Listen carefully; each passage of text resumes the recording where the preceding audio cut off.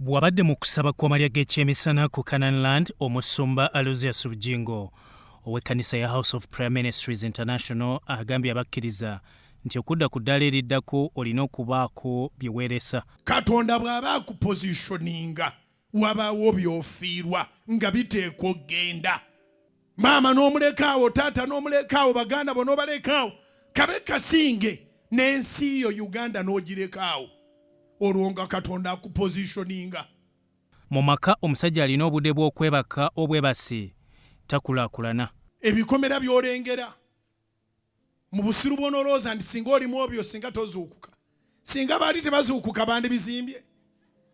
Eriyo abantu abasirusiru mitwe gyabwe abeera wabweru wa kikomera naga ayayaya laba ennyumba nze n'ensula omwo sizuukuka. Kati atazuukuka era tagizimba. Omusumba Bugingo agamba omusajja ayagala okukulaakulana alina okuweebwayo obudde. Kyovulaba abakazi abafumbo nange mukama weebale kumpita oba bino tebyogerekeka.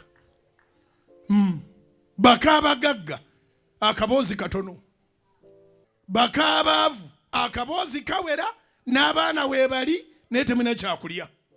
Bakaabaavu obudde bungi, buli w'omwagalira hano oyanguwayo ne bw'omugamba 10 agamba 7 nja kuba wendi ate abadde akola kitemulina future.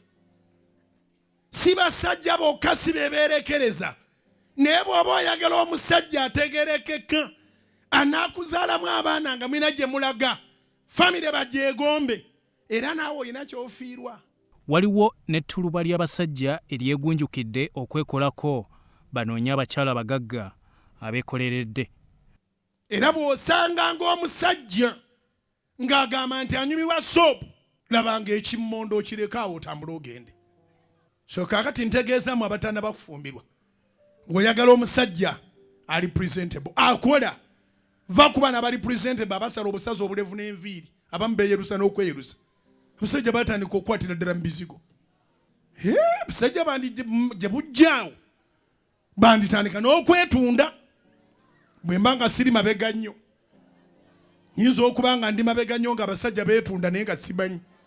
Naye omusajja omukulu n'okwata ebizigo n'ototobaza enviiri, ozitobezaani? Ensawo yeeberemu ssente, by'ebizigo byaffe teri kirala. Teeka ssente mu nsawo, leka kutobya nviiri musajja gwe. Omusumba Bugingo agamba abakkiriza okudda ku ddaala eddala basuubire abalabe wabula bakolerere ekitangaala. So obulamu bwe buto obwabangala obunani. Nyala omusajja ng'ali bulungi, ng'alina ssente, ng'alina waali yazimba, nga mpa obudde tebuliiwo. Salawo saddaaka obudde obeere mu maka amalungi, oba mubeere n'obudde mubeere mu mwala. No gain without pain. Bw'oba oyagala buli nkuba lwetonya omusajja abeere awo akuwambaatire, fumbirwa ekimmonde. Enkuba ejja kutonya nga omusajja ali China, yiga okubeera wekka obeere bulungi. Abalina omwoyo gw'okutya bagwejjemu, ng'enkya ku Canaanland kwe kusaba kw'okuyita mu kiro kwotasanye kusubwa. Mbabulira ebigambo bino okubanga olw'okutaano luno night prayer eggalawo ekisiibo mu God's positioning system season 2. Sunday eno ye Sunday esemberayo ddala. Togisubwa wonna w'oli, nduka misinde ojje weetabe mu night prayer, jangu weetabe mu Sunday esembayo, oba enkuba etonnya oba gwaka. Bonna babadde ku ttaka ettukuvu ery'Ekkanani basiigiddwa amafuta mu kusaba kw'amalya g'ekyemisana n'abalala okwatula obulokozi.